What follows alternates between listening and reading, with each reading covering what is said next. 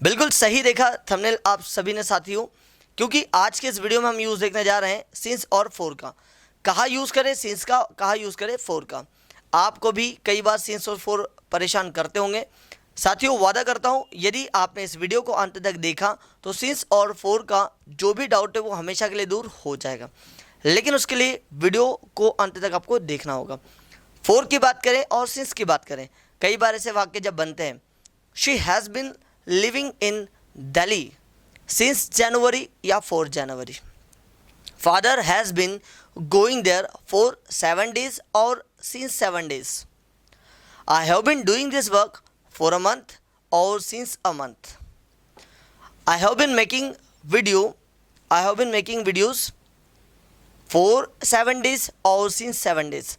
अब कहाँ लगा है सिंस और कहाँ लगा है फोर साथियों, बहुत इजी होता है। बस हमको एक छोटा सा इसका लॉजिक समझ लेना है कि फोर का यूज़ क्यों होता है और सिंस का यूज़ क्यों होता है। अगर हम बात करें फोर की, तो फोर का जो यूज़ होता है वो होता है गाइस ड्यूरेशन बताने के लिए। फोर का जो यूज़ होता है वो ड्यूरेशन बताने के लिए, पीरियड ऑफ टाइम और नंबर टाइम वर्ड। जैसे when we measure the duration of something और how long it last, it has start point and an end point and can be used in different tenses. For का जो use होता है सबसे पहले तो ये समझिएगा इस 12 में से किसी भी टेंस में यूज़ हो सकता है, पहली बात। और दूसरी बात साथियों, फोर का जो यूज़ होगा वो ड्यूरेशन बताने के लिए होगा। अब ड्यूरेशन क्या, छोटा सा आपको एक एग्जांपल देकर समझाता हूँ। सपोज़ कीजिए मान लो ये घड़ी है, हालांकि गाइस मैं अच्छा पेंटर तो नहीं हूँ, समझ जाइएगा बस। ये घड़ी है, मान लो यहाँ पर 10 बजे हुए हैं। आप 10 बजे से लगाकर 4 बजे तक किसी ने कोई काम किया, 10 बजे से लगाकर 4 बजे तक किसी ने कोई काम किया। स्टार्ट पॉइंट क्या आपका 10 बजे, ठीक है। एंड पॉइंट क्या आपका 4 बजे। समझिएगा ज़रा, अगर मुझे एक सेंटेंस बनाना है, राहुल 10 बजे से पढ़ाई कर रहा है। राहुल 10 बजे से पढ़ाई कर रहा है। अगर इसी वाक्य को एक और तरीके से अगर मुझे बताना हो, राहुल, अब गाइस अगर मुझे 10 से 4 के बीच की ड्यूरेशन निकालना हो, कितना समय हुआ, ठीक है, तो 10 के बाद 11, 12, 1, 2, 3, मतलब 1, 2, 3, 4, 5 और 6, ठीक है, 6 घंटे हो गए। तो अगर मैं बोलूँगा राहुल 6 घंटे से पढ़ाई कर रहा है, राहुल 6 घंटे से पढ़ाई कर रहा है। इस सेंटेंस को ज़रा समझिएगा गाइस। अगर मैं एग्जैक्ट ये बता दूं कि राहुल 10 बजे से पढ़ाई कर रहा है, तो ये हो गया आपका स्टार्ट पॉइंट, और स्टार्ट पॉइंट के लिए हम यूज़ करते हैं सिंस, ठीक है।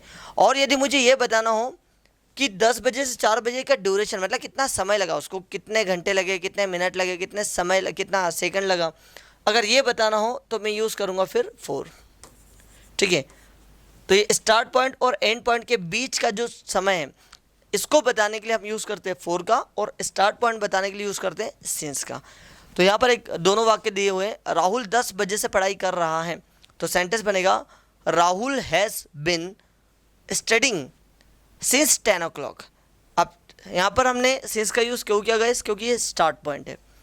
अब अगर हम इसी 10 से 4 बजे के बीच के ड्यूरेशन को निकालें तो 6 घंटे होते हैं। तो राहुल 6 घंटे से पढ़ाई कर रहा है, तो आप सेंटेंस बनाइए Rahul has been studying for 6 hours like this, ठीक है। आइए देखते हैं सिंस और फोर को। पहला वाक्य यहाँ पर दिया हुआ है, I have bin living in Japan since 2012। मैं 2012 से जापान में रह रहा हूँ, मतलब यहाँ पर ये क्या बता रहा है, एग्जैक्ट टाइम बता रही है। ये देखिए 2012 मतलब एग्जैक्ट पॉइंट, स्टार्टिंग पॉइंट, ठीक है। अगर इसी वाक्य को हम फोर में बनाएं तो I have bin living in Japan for 4 years, ठीक है। मैं जापान में 4 साल से रह रहा हूँ, मतलब जो भी स्टार्टिंग पॉइंट हुआ और जो एंड पॉइंट है और अब तक का जो चल रहा है उसके बीच का जो ड्यूरेशन अगर हमको बताना तो हम यूज़ करते हैं फोर का, ठीक है। यहाँ एक बार और देखिए गाइस, फोर का यूज़ क्या बता रहा है, period of time, number, time word. मतलब जो फोर का यूज़ होता है हम पीरियड ऑफ टाइम के लिए करते हैं, मतलब कितना समय हुआ, ठीक है, कितना समय हुआ, तो हम यूज़ करेंगे क्या फोर। और कब से हुआ, कब से हुआ, तो हम यूज़ करेंगे सिंस। यहाँ देखिए, when we measure the duration of the something और how long it last, it has start point and an end point and can be use in different tenses. एक और बात याद रखिएगा साथियों, फोर का यूज़ हम 12 में से किसी भी टेंस में कर सकते हैं, ठीक है, लेकिन सिंस का यूज़ सिर्फ और सिर्फ परफेक्ट टेंस के लिए होता है, परफेक्ट टेंस के लिए और परफेक्ट कॉन्टिन्यूस टेंस के लिए, ये दो के लिए ही होता है। बाकी फोर का यूज़ आप किसी भी टेंस में कर सकते हैं।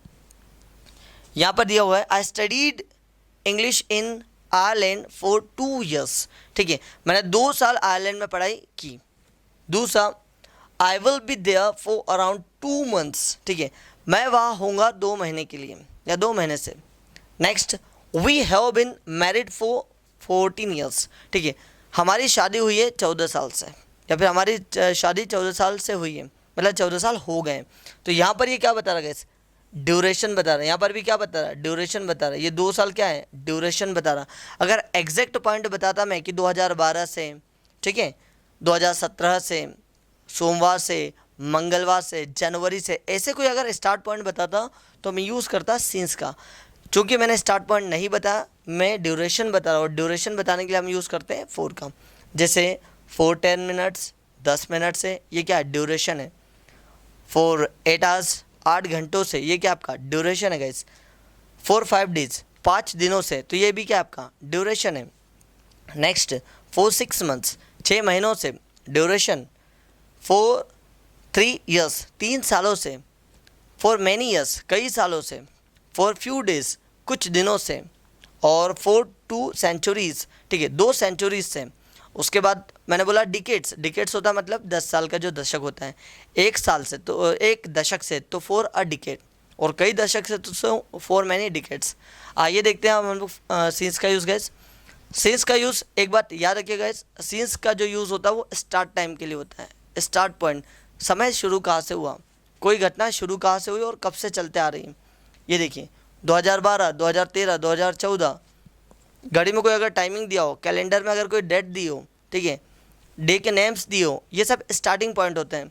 और स्टार्टिंग पॉइंट के लिए हम यूज़ करेंगे सिंस का, ठीक है, स्टार्टिंग पॉइंट के लिए सिंस का यूज़ करेंगे।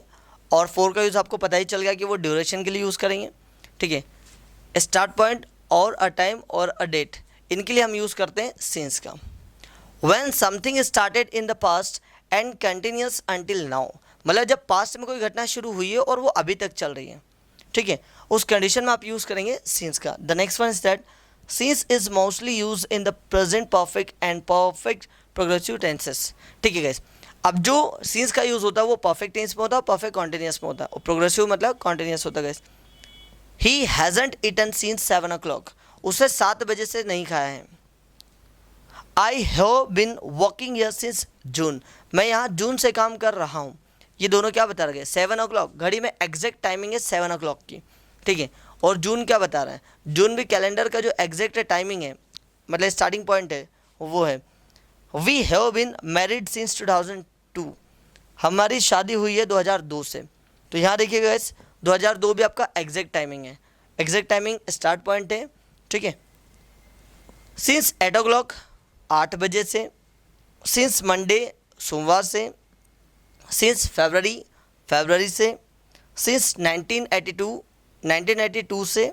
सिंस आई लेफ्ट स्कूल, अब गैस जाहिर सी बात है, अगर मान लो मैंने स्कूल छोड़ी तो किसी न किसी पार्टिकुलर तारीख को छोड़ी होगी, तो वो तारीख क्या है, स्टार्ट पॉइंट है, ठीक।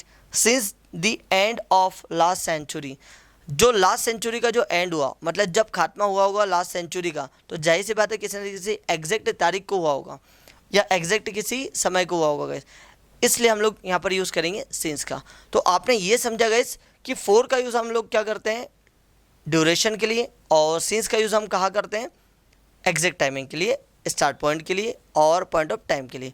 आइए कुछ वाक्य बनाते हैं। जैसे मैंने कहा वह 2 घंटे से बोल रही है, तो शी हैज़ बिन स्पीकिंग, क्या आएगा कैसे, यहाँ फोर आएगा या सिंस आएगा, एग्जैक्टली फोर आएगा क्योंकि ड्यूरेशन बताई जा रही है। लेकिन मैंने कहा वह सुबह से बोल रही है, अब सुबह क्या हो गया आपका, एग्जैक्ट टाइम हो गया, स्टार्ट पॉइंट हो गया, ठीक है। She has bin speaking since morning, मैंने बोला मैं 7 दिनों से पढ़ा रहा हूँ, तो I have been teaching for 7 days और सिंस 7 days। जरा सोचिएगा इसे, ये ड्यूरेशन है कि ये एग्जैक्ट टाइमिंग है, या फिर पीरियड अपने पॉइंट ऑफ टाइम है? एग्जैक्टली सही समझा आपने, ये आपका ड्यूरेशन है। तो मैं बोलूँगा I have been teaching for 7 days. लेकिन यदि मैं ये कह दूँ मैं संडे से पढ़ा रहा हूँ, अब ये संडे क्या हो जाएगा आपका स्टार्ट पॉइंट। तो I have been teaching since Sunday. वह सुबह से बाहर बैठी हुई है, तो she has been sitting outside since morning या फॉर मॉर्निंग।